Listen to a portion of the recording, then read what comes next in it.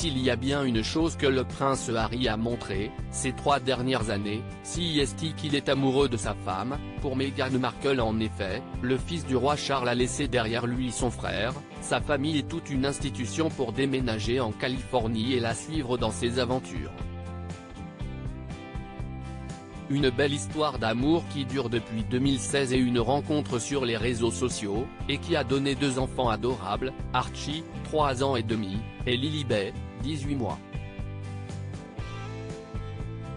Mais avant cela, tous les deux ont vécu un grand moment, qu'ils ont raconté dans la série documentaire que Netflix leur a consacrée, leurs fiançailles, qui se sont déroulées à Londres.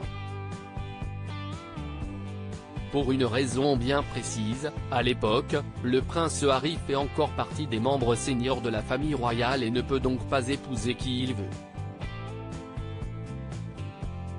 Je voulais le faire plus tôt, mais comme il me fallait la permission de ma grand-mère, je ne pouvais pas le faire en dehors de la Grande-Bretagne, raconte-t-il à propos de sa demande.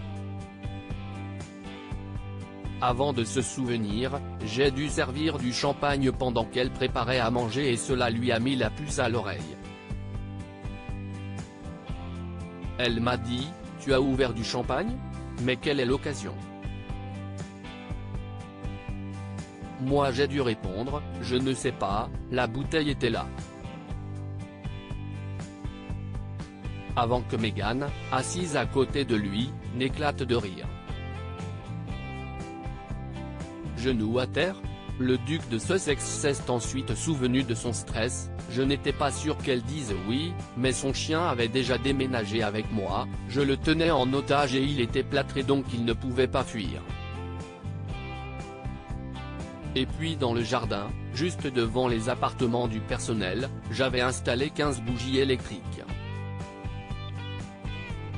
Le couple se prépare un pique-nique dans l'herbe, et le prince finit par sortir sa bague. Bien sûr que j'avais mis le genou au sol, assure-t-il, photo, floue, à l'appui. L'américaine confirme alors, il se met le genou au sol et je dis juste, oui. J'étais tellement heureuse. Je me suis dit ça y est, on y est. Le reportage met alors en scène un appel en FaceTime de la jeune femme à Jess, l'une de ses meilleures amies. L'émotion dans la voix, elle ne cesse de répéter, « Oh mon Dieu, Jess, ça y est, il m'a dit de ne pas regarder » et l'on sent, à son ton, toute l'importance du moment.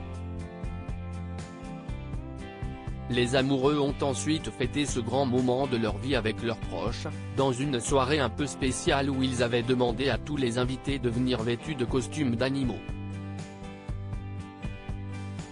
Pour eux, comme le raconte une amie, le prince et sa fiancée avaient choisi les pingouins, qui trouvent un partenaire pour la vie. Bref, un couple adorable.